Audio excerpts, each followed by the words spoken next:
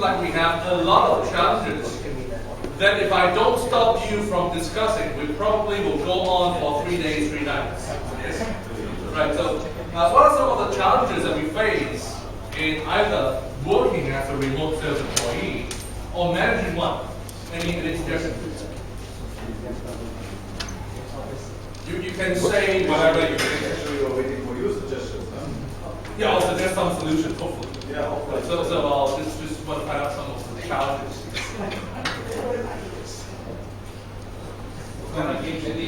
Sorry? Communication. What kind of communication?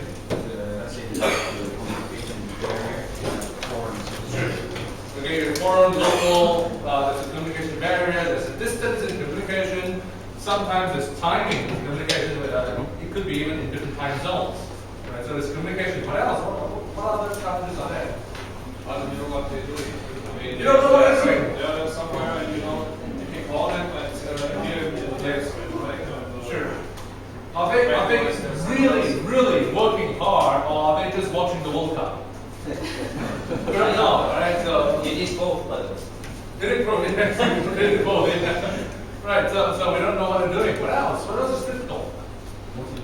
Motivation. Right. It's hard to really get one motivated when they are working alone. Sometimes it's not as easy. So this is some of the things that we had, and so on. So some of the things which Jan has mentioned earlier on, just 3 key points. And by the way, these are certain things that we usually do over 3 to 4 hours. So we're trying to compress everything into 1 hour, which means everybody in this room are super smart. Because the people with normal intelligence needs 3 hours. We just need 1 or less. Right, so the first thing is we want to get the right people to be the remote employees. We don't want to get people who are unable to work alone in a faraway place to be the remote employees. So that's number 1. Number 2, we would like to find out what are better ways to manage remote teams and employees, if there are better ways. And the third one is how can we be an effective leader of remote teams and employees. At this point in time, I just want to find out which is easier to manage, people that you see day to day or people that you don't see day to day. Which one is easier to manage? People you don't see day to day. Right, how many of you believe that it's easier to manage those that you see day to day? Anyone believe that it's easier to manage people who are far away from you? Never seen that. It actually, people, based on survey results, you actually spend more time, more energy, more resources to manage people who are far away from you. Think about it this way. If you have a team whom you see every day, right? If you want to have a meeting, you just blow a whistle, and then everybody comes to you. Right? So that's managing when you have face-to-face. When you have people who are spread all around China or all around Asia, what you need to do is when you have a meeting, you need to call them one-on-one. Right? And even, yes, some people will say, well, we can do a conference call. Now, how effective are conference calls? Let's do let's think from the other person's point of view. How many of you do frequent conference calls? Whether you see them or don't see them or Skype or whatever. Besides doing the conference call, what else are you doing? When you're doing the conference call, besides doing the calling, what other things are you doing? Sending messages? Sending emails? Doing WeChat? Yes, doing a lot of things, right? Doing a lot of things besides the conference call. So conference call generally has got very low effectiveness. And here's the tip. If you want to have a conference call, try, and I'm saying try because it's not always possible, try to end it within 15 minutes.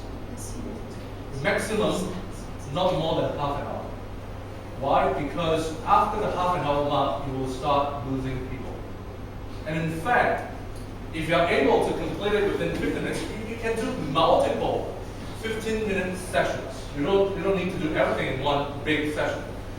If you are able to do it in one 15-minute session for certain settings, what you can do is you can ask people to focus and not do their chatting, emailing, and something else. Just say that you need a full cooperation. Let's get this done as soon as possible, and you can do whatever you want. And let that be done in 15 minutes, so that the 15 minutes to half an hour is highly productive. So that's it. Anything that goes beyond half an hour in conference calls tend to have very unproductive consequences. Right? Just one tip for you. Now,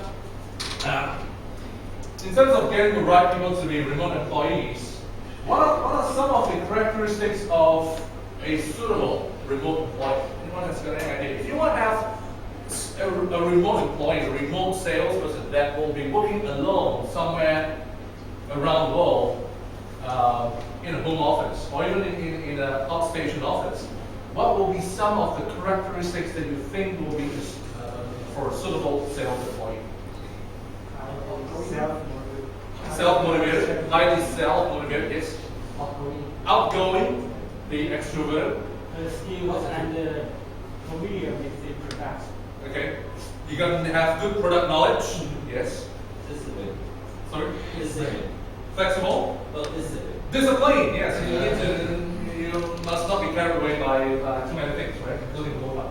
Now, some things to avoid for remote employees and remote salespeople. Number one, don't choose people who are overly quiet and introverted. For sure. Whether you are posting a remote sales employee or even remote engineers who need to work outstation, don't choose people who are overly introverted. Now, the key thing is that most of us are in technical, manufacturing, engineering kinds of businesses. And the salespeople that we have usually are sales engineers, right? And usually we would like them to, if they are working alone, we would like them to have very good product and technical knowledge in addition to sales knowledge. That's the ideal situation. Now, however, technical people usually are technical people extrovert or introvert. Are technical people more outgoing or more quiet? More quiet. Generally, right? Not the ones in this room, because the ones in this room are very noisy.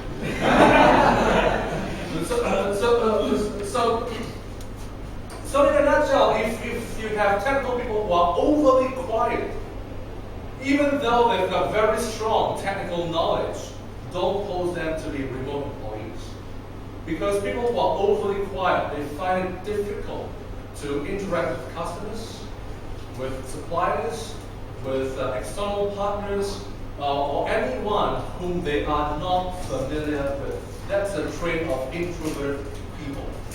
Right? So I do know that some of most technical people are not that extrovert, not that outgoing anyway, but choose those that are less quiet, that are a bit more social. That's one part. Number two, does not keep others updated about what he or she is doing. So that's a part about when Tom mentioned you don't know what they're doing. Right? You have someone who is somewhere 3 or 4 hours by flight away from you, and you hope that he or she gets things done, but you really have no idea what she's doing. And worse still, when you gave that person something to do, that person does not give you any feedback. Whether it's been done, are there problems, what is the schedule, what is the milestone, nothing, silence. Right? And as managers, we tend to freak out when things are the complete silence. So this is something to avoid. Number three, what we call passive-aggressive disorder. What is passive-aggressive? In other words, there are people who are unhappy about certain things, but they don't act it out. They are unhappy, but they will tell you they are happy. It's called passive-aggressive. But within them, they are very upset, they are very unhappy. And they keep on pushing it down until one fine day, they probably will just explode and blow in the face. So some people are in a way a bit frightening. So you don't want to work with these three kind of people. If we were to really go inside what kinds of people will make a good regional salesperson, whether it's a regional sales manager or a regional salesperson. What we do is we have a tool here, what we call a development tool. The development tool, by the way, usually measures how team members behave in a team setting. But there is another tool that actually measures what are the requirements, what it takes to be successful in a certain job. The job here we have is called regional sales. The regional sales that you have may differ from the one that is being here. It can be adjusted, it can be customized. We're just using a more general case for a technical sales company, right? So these are some of the things that are required for a regional salesperson. The job, as it is, specifies someone or requires someone who can use exploratory skills to advantage. People need, whoever's doing this job, not only needs to be outgoing, but also find out or dig out business opportunities, sales opportunities, need to explore new things. The best candidate is one who gets out and about to meet others, opens up new opportunities and possibilities. So if you want to know exactly what your remote sales, or in this case, the regional salesperson has been up to, one of the key metrics that you can use is, who have you met up this week?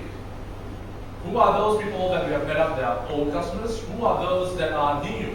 Right? If you have a CRM system that you can take note of, you can rely on that. Even without a good system, or even if the salespeople does not really update it very frequently, you can give a call or send an email just to find out who are you meeting with today, this week, what did they say, what do they want, what should we do?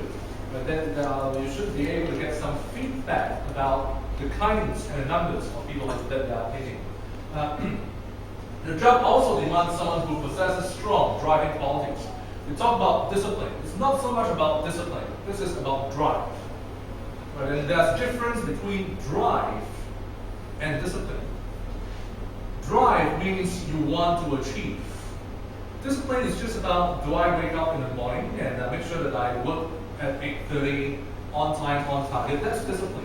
Whereas drive is, I don't care what are the kinds of hours I put in. I just want to get it done. I just want to achieve a goal, right? And for a remote salesperson, probably that drive towards that goal could be even be more important. Right? So these are some of the characteristics, and it goes on like this. The likely candidate will have strength of character to overcome opposition and the self-confidence to get around obstacles. Customers will say no. Not only you need to overcome opposition with customers, who else does the salesperson need to overcome opposition with? Colleagues. Now what's the difference between a good salesperson and a great salesperson? If you're looking at statistics, the selling skills of a good salesperson and great salesperson are about the same. The difference is that the great salesperson is able to negotiate, to coordinate internally, and give the customer what they want. That's the difference. Right? So this is based on the statistical result. So sometimes as a remote salespeople, the people in the office don't know you. You don't have the kind of relationship, you don't have the kind of fancy internally to sweet talk, to persuade someone to do things for you. Sometimes it requires additional effort to actually work through the boss, work through other colleagues to get things done for the customer. This specification underlines the need for a high achiever. We mentioned that earlier. The work entails a fair degree of attention to detail, accuracy, and quality control. This is again assuming we are looking at the technical sales. So you cannot be always just go out there and meet customers. There are certain things that require you to be more careful and give accurate results or accurate information as well. By the way, talking about sales behavior, talking about this part, this is the key thing that sets a technical sales apart from a normal salesperson. Now, one of the key things that we do is also what I call outdoor team building. And one of the outdoor team building activities that we do is what we call Counter-Strike, CS, German CS. We get laser guns and shoot one another. Right? I know a lot of Germans are pacifists who don't do that, but a lot of Chinese love to shoot one another. So So we have those kinds of games, and if we were to do those kind of team building with a bunch of engineers, what's going to happen is they are going to look at the weapon. They're going to strip apart the weapon and look at how the weapon works. And then they're going to sit together and discuss and analyze what should be our strategy. And then they can go on and on for 3 days, 3 nights without going out to look for the enemy. Right? That's engineers, especially R&D engineers. That's how this runs through this. Right. If on the other hand, if you do the same activity for a bunch of sales people, what they will do is they'll just take a weapon and just go somewhere. Right? They'll just take a weapon and charge. Right? This is sales behavior. They don't even bother to figure out what are the rules. They don't even bother to figure out how to actually operate the weapon. Nothing. Just go out there and do something. Right? So this kinds of distinction between the behavior between the two. And if you're looking for a technical salesperson, yes, on the one hand, you need someone to be action-oriented, but you need someone to be able to take a step backwards and analyze and think and prepare before you take the action. Right? So take action, but not that kind of impulsive action. Right? So this is something that we need to look for. And this job persuasiveness, you need to persuade people, in the street talk people. It's likely to prove a valuable quality. In this job, you have been cast in an entrepreneurial role. You gotta run that sales operation as if it's your own business. You should therefore be searching for every opportunity that presents itself. You need to capture opportunities. Once you have found an opening that is worthwhile, you must be willing to expend energy to make it happen. You don't just wait for things to happen, you need to make things happen. The job has strong social dimensions attached to it, and the way in which you are seen by others will be important. You need to maintain your reputation. Right? What kind of reputation? Now, just take a moment to think, is it easy or difficult to hire salespeople? When you have a sales position open, do you have a lot of applicants? Yes? Do you have a lot of qualified applicants? Now, the thing about the qualifying thing is that if you ask the parents of your salespeople, when they were to go into the sales profession for the first time, are their parents excited that they are going into sales, or the parents are not very excited? Not excited at all. Why? Because sales is a bad image. Sales has got a bad image. Salespeople are considered as hustlers, conmen. You are there to sweet talk the customer, take the money away from the customer and run. Right? That's You don't have a second chance. that's the public, the social image of what we think of salespeople, right? But and a lot of salespeople, in order to get the sale, sometimes you make the mistake of over-promising and under-delivering. Over-promising is like, the customer asks, can you deliver by today? Yes. Can you provide us with a free installation? Yes. Free training too? Yes. Free maintenance? Yes. Response for maintenance within 24 hours? Yes. Right? And when the rubber hits the road, so to speak, when the customers really are expecting everything to be done, you are not able to deliver the promises. And that's the thing about maintaining how others see you. Can others see you as someone who's trustworthy, credible, able to solve the customer's solution rather than be the problem? Right. So that's a thing that is required for a remote salesperson. In a way, the remote salesperson is an ambassador of your company, of your brand in that region. So this part is quite important. You will need to stand up on your feet and take personal responsibility for the job. It will be important for you to make your own decisions without relying on others, etc. Now, is it possible to find someone who's got all these qualities? We talk about 3 pages of different qualities. Is it possible to find that kind of person? No. A bit difficult. Well, it is possible. It's just that we are not paying the kind of price at all. Right? It is possible, but we are not paying enough salary. So that's why it's not.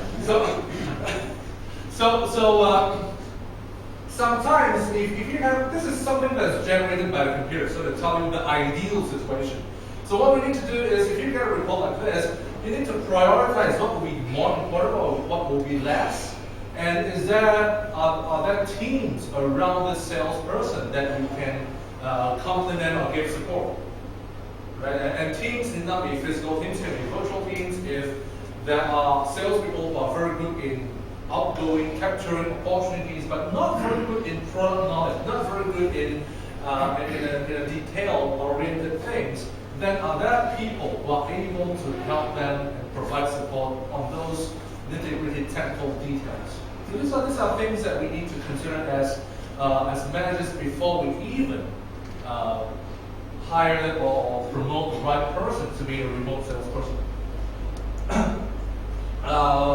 Within the report, there are other observer words which I won't be going list by list to time constraint, but what I will do is through JUSA, we can, since it's all in that computer, so if you want to have a copy of the slide, you can steal the computer right away, or that we can get a copy from Our laptop. That was my computer. So these are some observers words that will make key qualities.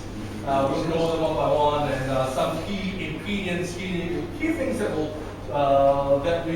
that should not be appearing in that salesperson. That person must not be inflexible, must not be indecisive, must not be frightened of failure, and so on. Right? So that's about selection or selecting the right person to be the right sales employee, the right remote sales employee. Now, the second part is about how you actually remotely manage them. How can you hold them accountable for results without seeing them face to face or every day? One of the key things is we have this concept called the clear goal. Now, normally when we talk about goal setting, we use the SMART model, SMART, right? It stands for specific, measurable, and so on and so forth. Now, the good thing about SMART goals is it allows you to track where you are.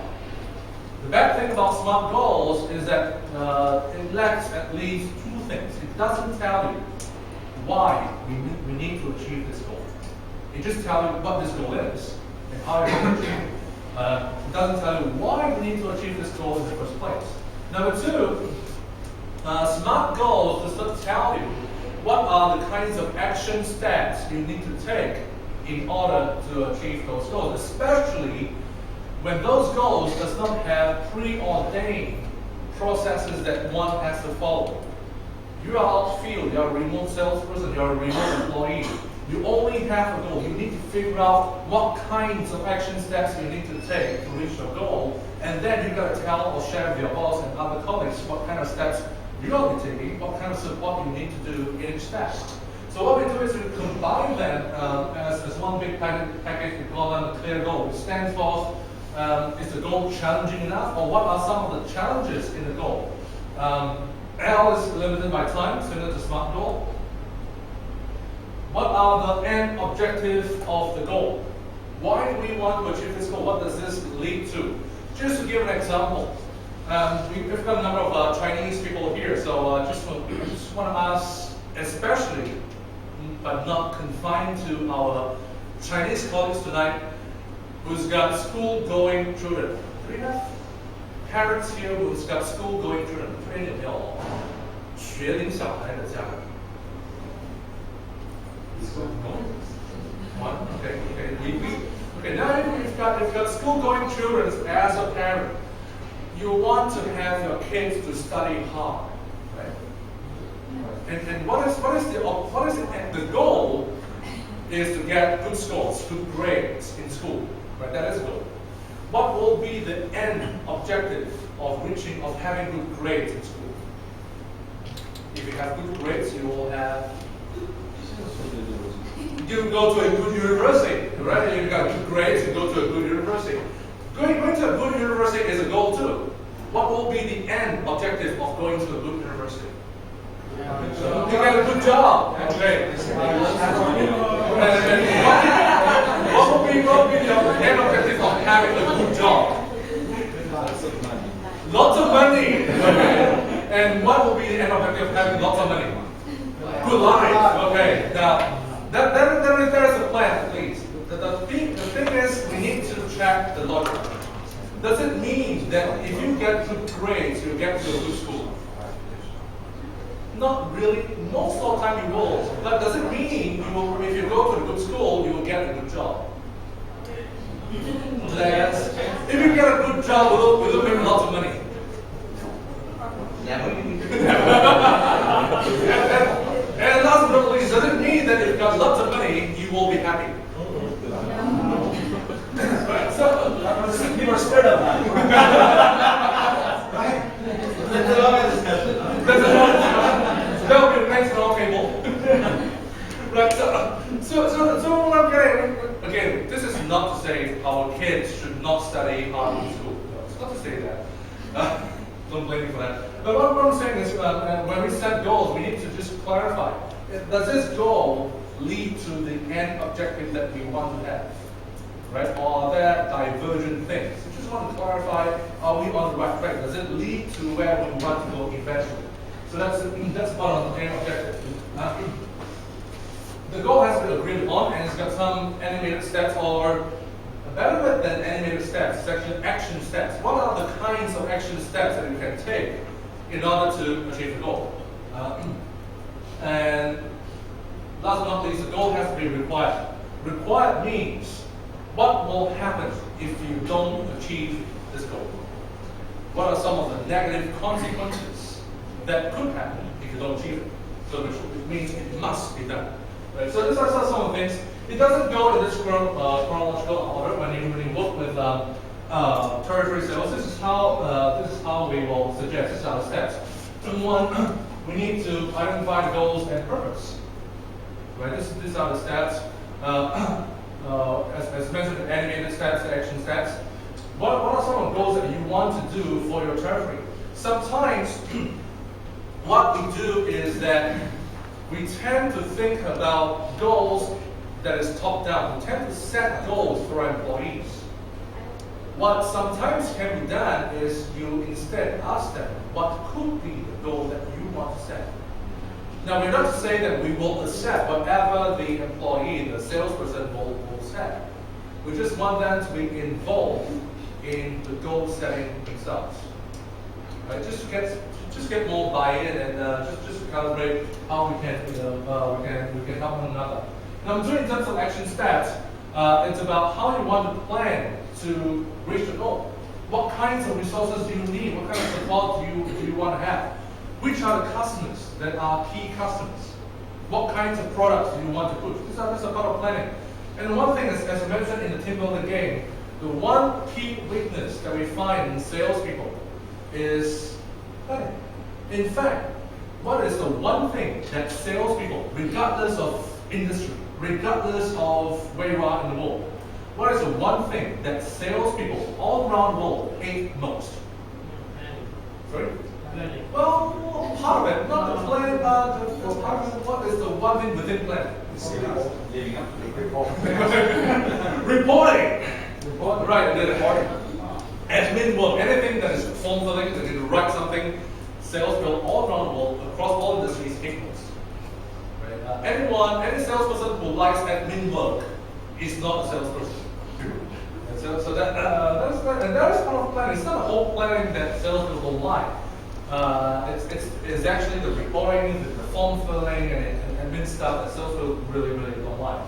But it has to be done, and either you can get a salesperson to do it regardless, or you can help the salesperson to help with the form filling part to work as a team. And then, as action steps, we need to have ways to prospect. We need to find sources of new customers. We need to get internal resources. We need to propose to the customers. We need to negotiate based on whatever has been proposed, and we need to follow through the close the deal and deliver the product, etc. these are just some of the key things in the A part of the clear goals. These are just action steps. So if you really want to have good goal setting and find out exactly where these people are, you need to do the clear goal setting, and then you need to have clear actions. What are the things that they will do in different stages that will lead to the results that you want, or the goal that you want? So these are some things that will keep each other in track. Again, we don't have time for an exercise. If we have enough time, but what we'll do is we really will set goals. As I mentioned, I'll just backtrack here. I think I missed one slide. When this is the clear part is just an acronym. Usually, to start off first, we will start with what is the end objective of this goal. Let's say we want to double sales. We achieved like $10 million sales last year. This year we want 20 million. That could be the goal. So what is the objective? What is the purpose of doubling the sales figure? Is it just because the boss likes to double sales figures, or is it because the market is growing, is doubling, so we need to double as well? So what will be some of the key end objectives that we want to have for this goal? And then we'll look into why is it required? What will happen if we don't achieve this result? Right? We may also look into when must we achieve it, what will be some of the challenges that we foresee in the road to achieve those, and finally, what will be the action steps. And this leads to what we mentioned, what are some of the action steps that we need to plan. If we really want to go in depth here, it goes into who are the key people that may be formed into a temporary team to look into how we can actually achieve each of these steps.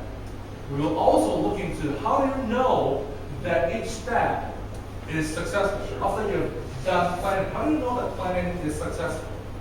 Right? So these are just some things to clarify and just make sure that we are on the same page as our remote salespeople. So we'll skip this exercise.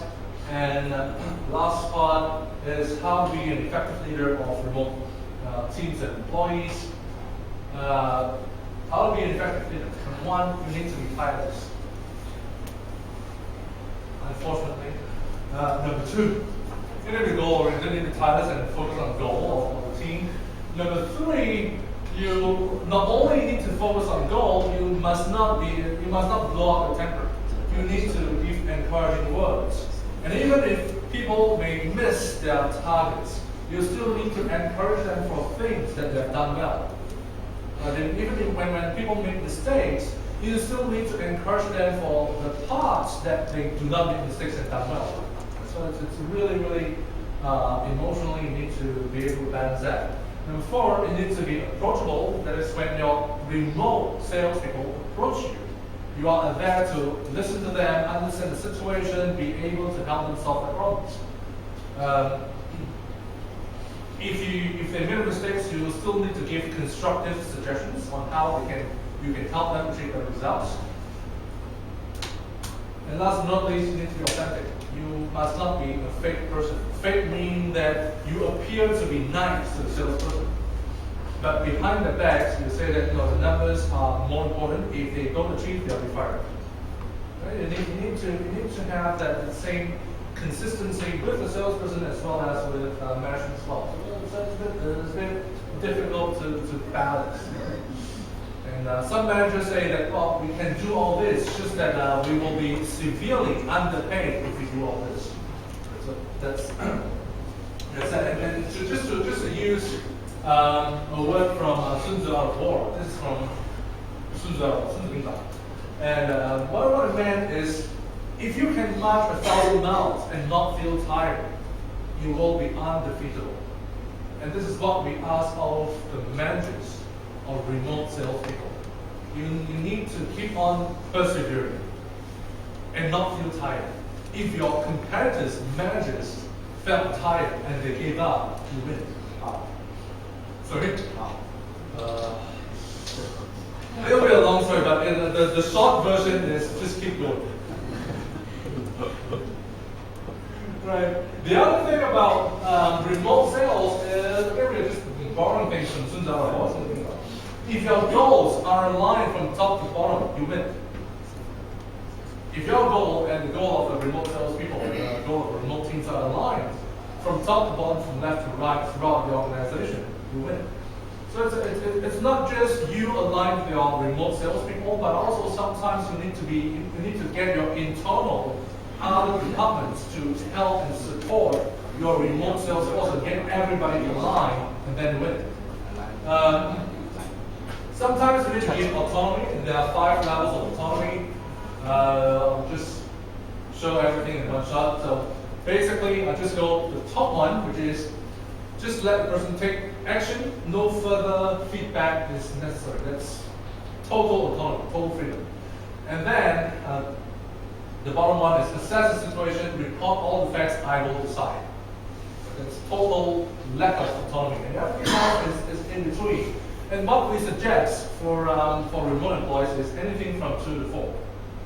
Right? If that person is a rookie, is immature, you need some guidance, maybe assess the situation, tell me what you'll be doing, and if I like what you say, then I give approval, we'll do it. If that person is very mature, just take action and report back what you did, and I'm okay with that. Okay, so that's the range is somewhere we want to be here. Some companies make the mistake of going into one. As in, you ask a remote sales employee to do something, to get information and propose to the customer. Before every proposal that goes out, the manager needs to make a decision on whether this is the right proposal or not. Right? Earlier on, we were saying that managers of remote sales employees are more tiring. If you are going to control everything, basically you are going to work yourself tired to death. Right? You are going to work yourself out and you're going to go for a burnout. Right? For those who understand Chinese, this is like 诸葛亮。诸葛亮，诸葛亮不是那个鞠躬尽瘁，是死而后已。Right? So basically, working yourself and putting yourself out and killing yourself. So don't do one if you are really getting your remote sales employees out there. How do we actually get autonomy to the team?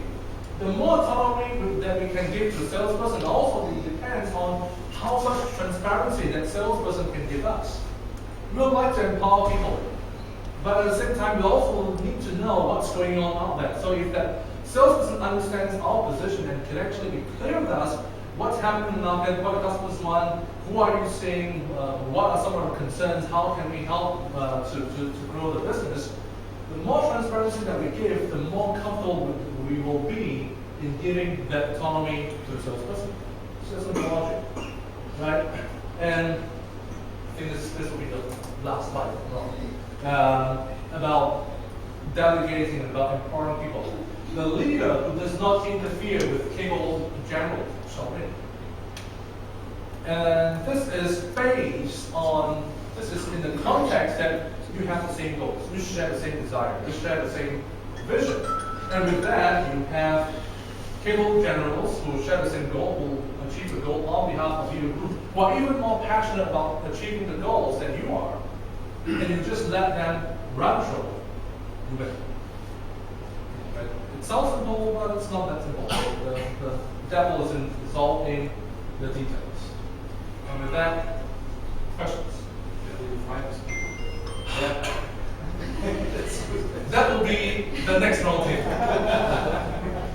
And seriously, it's really saying good. I would take 10, right? Okay. I'll take 100 actually. When you make an interview, which are you having a system to make an interview to figure out the right characteristics? How do you use it? If we were to go for the job requirements, what we can do is we can actually structure for things like this. We can actually structure behavioral interviewing questions based on some of these requirements. So just to give an example, let's say we want to have someone who likes to build his own personal reputation.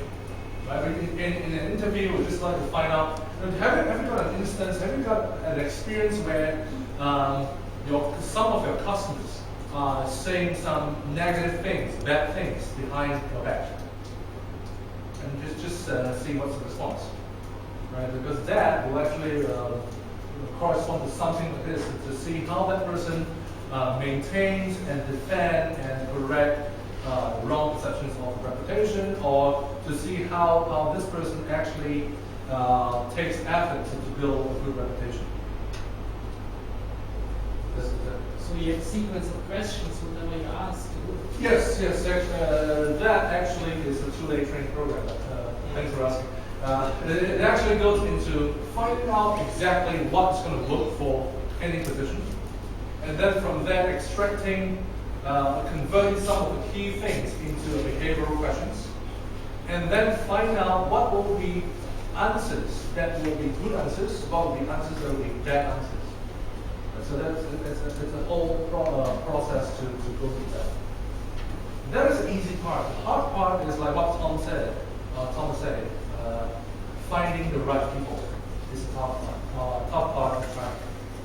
If you have 100 people, you want to find out of this 100 which are good ones, which are the bad ones. The process can help you. Problem is, using the same process, out of the 100, you may find that all don't qualify. That is the key challenge that we face as managers here. Yes. Just would like to make two comments. Yes. One thing is, on the one hand, we're looking for, let's say, so-called ideal, for example, regional sales or salespeople. At the same time, I think that there's a very strong influence if the company is a sales or market-oriented company, yes. or it's an engineering Yes. or production-driven company. Yes. The second thing is many of the salespeople struggle having the double head. On the one hand, of course, internally representing the customer, externally representing the own company. Sure. On both ways. Sure. And I think in this conflict, if you want, yes. these two conflicts, the success or the mis-success, if you want, yes. is extremely important. Yes. Well, thank you for the question. And the thing about success in China in general, if you're a European company and you want to have success in China, by and large, a lot of European companies, especially German companies, tend to be a lot more engineering/production oriented. Yeah. The thing about China is that a lot of what Chinese customers want is they want to have customization. They want to have non-standardization, which is not really what fits into the culture of German operations. So to really be successful in China, at some point we need to have an understanding of both ends. How sales will need to understand the production process. You cannot just have any way you like it. There is a process that has to be followed. And at the same time, we need to have the production people to understand that there needs to be some flexibility and be more customer driven to understand the needs or to respond to the needs of customers. It's not easy, but it needs to have some kind of balance. Questions? Everybody suddenly seems so serious. You talked about freedom, and I've seen those 4 or 5 dimensions. Dimension number 5 was. There are 5 levels. No, he doesn't need to keep anything back. So. No, we don't recommend that. Yeah, but it happened. It happened. So you left them too much freedom. How do you get that back into the company? So it's very difficult.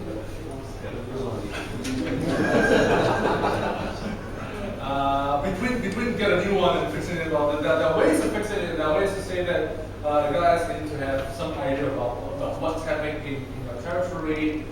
It's not because we want to control you. It's not because we want to breathe down your neck. It's just that we need to know some of the feedback customers may have. So we'd like to have weekly reports or My experience is they will not do it. you need to chase it. They will not do it. Okay. Whatever you try to do, if they give you a report and there's something in it, but has nothing to do, or they copy the report from the last one of a year ago, they said you have no measure. What you can do is fire, get a new one. That's my Sometimes experience. it's sometimes experience. That's the same experience. Sometimes if you want to let go too much, it's really sometimes too hard to kill it back. And from there, there are 2 things to look at that. One is reporting. As mentioned, salespeople hate to do reporting, hate to do admin work, and sometimes the reporting comes into, you've seen a new customer, the report says, feels good, should keep in touch. Have you read those kind of sales reports? Feels good, should keep in touch. Right? What does it tell you? The thing about this kind of report is that if it's not coming out from a CRM, you probably think that that person has gone for some matchmaking. 相亲. Like you look for some boyfriend, girlfriend, and feels good to keep in touch, keep on continue dating. But it doesn't tell you anything at all, and we need to institute something that it needs to be. We don't need long reports. We need to be specific. So that's something to institute. The other thing about salespeople is the beginning. What they call the beginning imprint of the salesperson is very important. It works the same for remote salespeople. It works for the same as being foreign companies in China. We have strict rules. We are not supposed to give kickbacks and other kinds of strange things that in Western countries you don't do, but sometimes in China people do. So if a salesperson starts off in a company that allows what are called kickbacks and other illegal practices, that salesperson it's going to be very difficult on that salesperson to change in future. On the other hand, if the salesman starts right with a German company or a European Western company that is you really have strict rules on what to do and what not to do, it's going to carry on with that salesperson for the rest of his or her life. But the initial imprint is very important.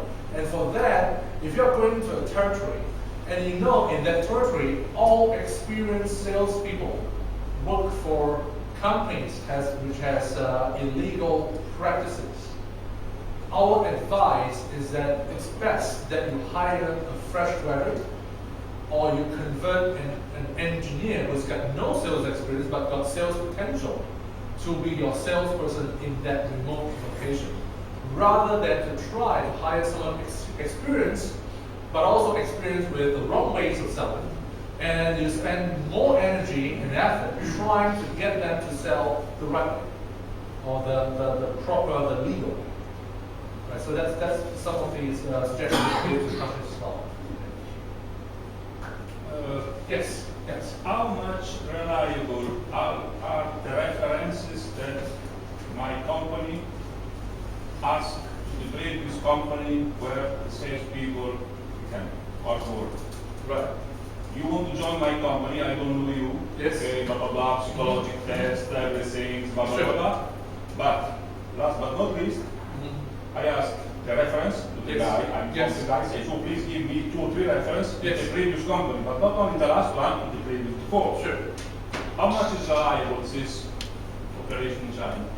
Well, you're not liable for that person's behavior in his previous companies. He is liable, but you're not liable for his behavior. But the key thing is that person, if he has done some strange things in the past, he may bring over to your company. Yeah, but I'm sure that if I am the boss of salespeople that I was not satisfied in the past, if the new GM that called me to say, okay, Gino, you are the boss, can you give me some reference? If I was not satisfied in the past, I don't tell to my colleague, Sure. I am satisfied with this guy. Sure. Oh, so how reliable are reference checks? Reliable, yeah. Reliable, okay. The strange thing is, the people, or the companies that really want to get rid of that person will give very, very good references. So, if you're hired from someone and the ex-boss is saying, I want to get rid of this person, the ex-boss is going to give very, very good reference. Right? So, yes. Well, it's true. My experience is that if you want to hire someone, you should really do some good job. Yes. And you have to spend a little bit of time to do that. Yes. You have to find some For people that know salespeople, something else. that's easier. And then you get some. Yes. You get some information. Yes. From someone that you don't need to know. And that's the job. For salespeople, let me get the point on. So salespeople are easier because you don't need to get references from the salesperson's boss. what you want is to get references from essential customers. So customers tend to tell something that's closer to the truth sometimes than the previous bosses.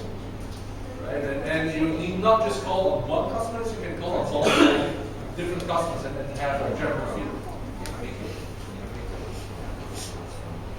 Well, I think that if someone spends more or less 40,000 yuan per month on KTV to increase sales without any follow-up, I am a little bit worried about this.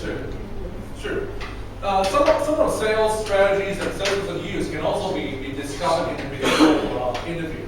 In the interview, you can tell the person, so you've achieved 10 million last year. How did you do it?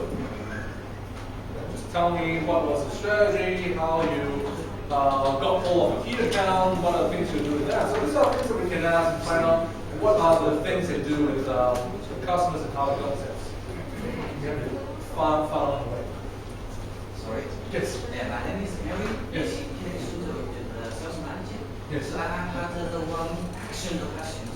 For example, if I want to build up the new famous the customer. Yes. So if the qualified executive, the suitable also saying, oh, it's very good. So I give the suggestion to our customer. Yes. Maybe if the customer, the sourcing market for me, hey, Harry, you give me the question, the unit price is high. Example, the supply price is cheap. Can you cost down? So it's the actual question. So I want to get you some idea. How to do next step. I don't want to only let the cost down, get the project. Right.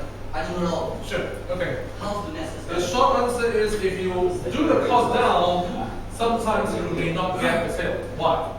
Because standard procedure, this is from purchasing people.